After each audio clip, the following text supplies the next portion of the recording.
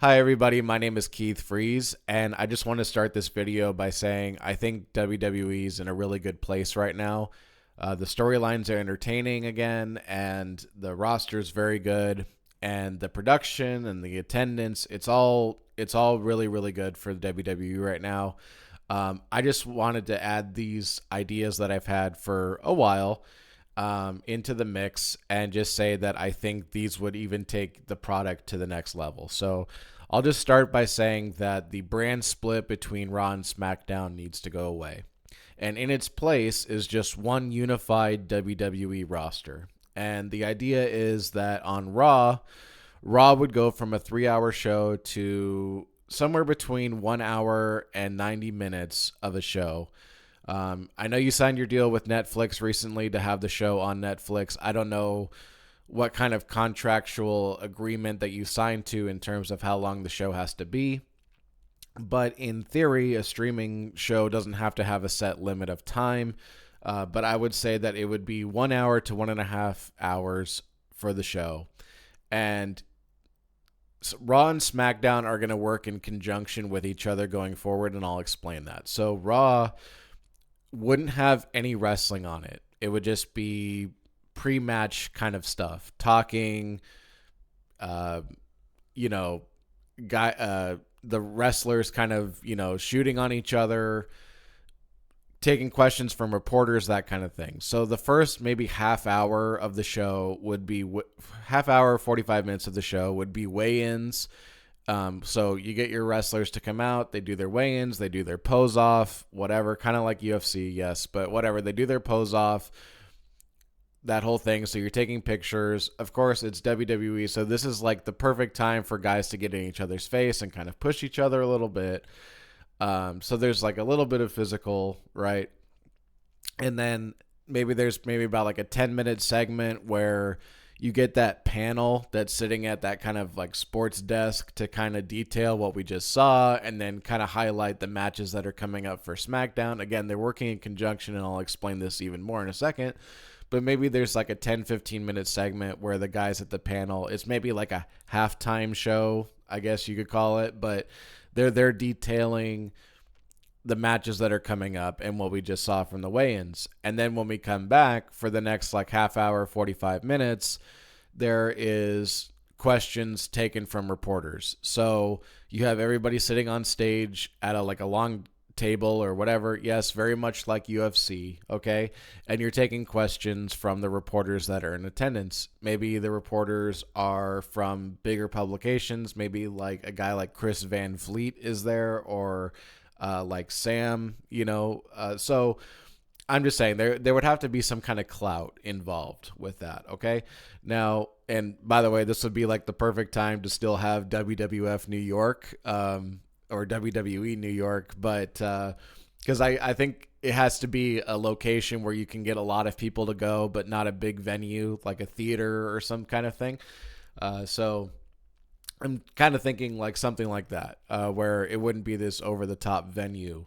But I guess in theory you could run it at an arena. But I think there would be something kind of more cool about it being a smaller, thing, and then people are packed to the gills and whatever. So they're detailing these fights and whatever. They're taking questions from reporters, and something can happen at those shows or so, whatever. But all those matches that are happening on that Raw that we're leading up to happen on SmackDown.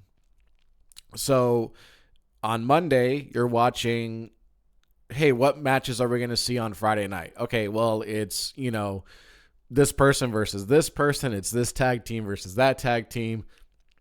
It's, whatever. And then you get to Friday, and those are where the matches happen. Okay, so it's actually, in a weird way, it's making the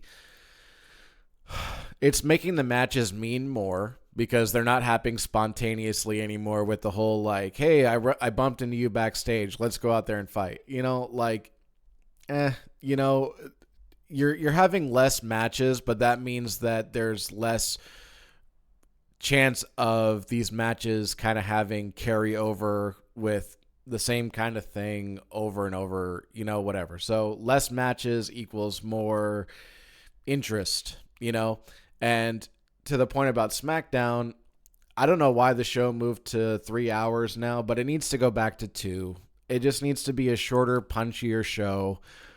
The one thing that gets me, I always bring this up, but here's Sons of Anarchy as an example. But Sons of Anarchy in the first maybe like 4 or 5 seasons, it was just a 1 hour show, whatever, 44-minute runtime with commercials.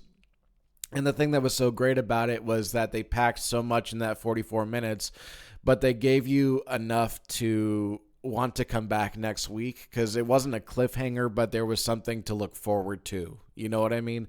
So when you have a show that's 3 hours and then another show that's 3 hours and then you've got NXT sandwich in between it, which is 2 hours, and you've got like, when you have 10 hours of television a week to watch wrestling, and that's just your company, and then you expect me to go watch TNA, who you have a partnership with. They have a 2 hour show. If I'm watching that, I might stick around and watch New Japan Pro Wrestling. People are going to go watch AEW, which has like 3 or 4 shows a week now. It's crazy. There's too much wrestling to watch, and therefore like it waters down my interest in wanting to watch your product other than like particular people. So what I'm saying is like tighten it up, have less availability, and make people want to watch your show. Hey, did you see on Monday they said like on SmackDown it's going to be blah blah blah versus blah blah blah. Okay, well now I'm going to watch SmackDown because that sounds like a hell of a match. You know what I mean? And like as a selling point, just in case you didn't want to watch that match, well, check out their segment when they went face to face. Like, you can tell they really don't like each other. Whatever, there's got to be some kind of carryover from Raw to SmackDown where they both work equally with one another. And I think this is the perfect way to do it, where Raw is that sort of build-up show, SmackDown is the payoff show. And so SmackDown, again, would have only wrestling. It wouldn't have in-ring segments or backstage segments or whatever, but they probably could have that panel come back and be up like in the stands somewhere. So in between matches, they're detailing what we just saw. Kind of basically SmackDown would be kind of like a mini pay-per-view, I guess. Not a pay-per-view. Maybe that's not the right way to say it, but you know what I mean. Like it's the show where there's the actual wrestling happening, and therefore like there's some kind of thing to talk about. It's like UFC on ESPN or something like that. Okay, that's the way it should be thought of. I know I keep saying UFC a lot, and I'm sure WWE fans are like, I don't want it to be UFC. UFC are like, I don't want WWE to be UFC. I get that, but I'm just trying to show you that if you want your show to be taken some kind of seriously with like that sort of raw, fighting kind of style, or like you want people to have emotion or whatever, like this is the way you got to do it. You got to make your show, it's sports entertainment, right? It's sports entertainment. It's not just entertainment. It's not like over the top hokey entertainment. It's sports entertainment. So it has to be sport oriented, right? So that's what I'm getting at. It's sports entertainment. Okay. So that's point number 1. Number 2, you gotta get rid of so many of these damn belts. I'm sorry. There's way too many championship belts for me to give a shit. I mean, like, pardon my French, but really, like, there's so many belts, I don't care anymore. Like, you could tell me this person's a champion. I'm like, that means nothing. There's no whatever to grab onto. So, for me personally, it's like get back to the basics. Have like your men's world championship. You have your women's world championship. Maybe you have like a men's intercontinental championship. If you're going to have your roster be half men, half women, then you have a women's intercontinental championship. And if you're going to do that, like, this is my own opinion. I don't think the WWE roster, like the WWE roster, I'm doing air quotes because I'm not talking about NXT and I'm not talking about like any of the sub companies that are under WWE. I mean, like the main roster should only be like 32 people. Really, like only 32 people should be in the WWE. This should be the elite of the elite of the elite of the elite in WWE. Okay. It's like, think of it this way. Like, the WWE is the NHL, it's the NBA, it's Major League Baseball, it's the NFL, it's the top of the top, right? So why are there people in WWE that would be the top guy in the G League but are on the bench in the NBA? Do you know what I mean? Like, there's got to be some kind of come to Jesus moment with some of these talent. I know everybody wants to be on the WWE roster. I get that. But WWE has to sell itself as we are the top company in the entire world. And when you watch our product, that's what you are getting. And so there are room for guys that are on the bubble. And it's called NXT. It's called TNA now that you have an agreement with TNA. But the roster has to get cut way down. And when I say down to 32, like, that may mean get rid of the tag team division. I know I'm speaking heresy, but I'm saying if you got rid of the tag team division and you brought it down to just 4 championship belts, okay? You have your men's world championship and men's intercontinental championship, and you have your women's world championship and women's intercontinental championship. Those are 4 titles that I can wrap my head around, okay? Like, the world championship means that you are the best person in the company, and the intercontinental championship in theory means that you're the second best person in the company. Like, I can get behind that. And in a world where there's 32 people, let's say you split it halfway down the middle where you have 16 guys and 16 girls.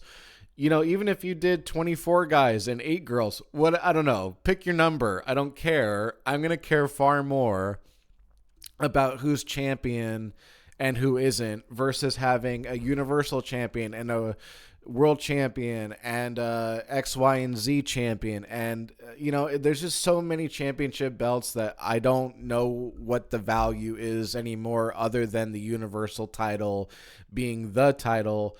And by the way, it's a stupid name, but I get why you called it that, because you want it to be recognized as universally seen as the championship belt in all of wrestling, because there was the dispute for so long with, like, is the NWA championship the belt, or is, like, the big gold belt the belt, or is the WWE belt the belt? I think you'd have a hard time even going to Japan and holding up the universal title and saying, this is the championship belt. And somebody would be like, have you seen the IWGP championship? That's our belt. So there will never be one universal championship. Let's just be frank about it. There will never be one universal championship. And so therefore you need to, like, move on from that. Just have your belt, the WWE championship belt, whatever, WWE world champion. I don't care what you call it, but pick something. Okay. And to that whole point, it's like, are we talking about regional championship belts, or are we talking about weight belts? Like, do we have a WWE world title that is accompanied by a intercontinental title, which is then accompanied by national championships like the U.S. Championship and the European Championship and whatever? Or are we going with weight classes like a World Heavyweight Championship belt and a World Cruiserweight belt? Well, then are we adding in a flyweight belt and a middleweight belt? Or, like, just there's so many, like, weird tree branches that come off of championship belts that don't make sense.